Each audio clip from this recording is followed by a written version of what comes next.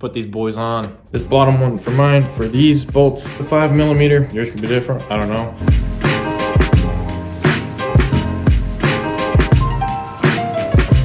These had some like thread locker stuff on them in the package. I just make them snug. What I'm gonna do is I'm gonna put, use them caps. For this top part cap, it's a 6mm, just so you know. As you can see on this bar, there is these two holes right here. So there is a plastic like prong sticking out to go in the handlebar. So it's like lined up right, a little bit crooked like this way. So if you don't have access to drill bits or a drill, I think it's plastic or rubber, just cut it off. If you do have access, then just line it up where you want and drill through. That's what I'm gonna do. I don't have them with me, so I will do that later. The colors are beautiful. I like it. It's great. Got a little bit of gold, a little bit of gold right there. Who cares about these? Don't even look at those. Ooh. Pretty much, I got the KX high bar.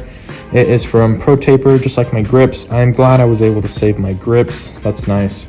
Here's one more thing, the sticker. When people ask you, what you done to your bike? You'd be like, well, I got it. And if you forget stuff, just look on your bike and then you've got it. Stickers are very handy. So when I was putting that grip on with the paint, I noticed something as I was looking where to put the sticker. And as you can see,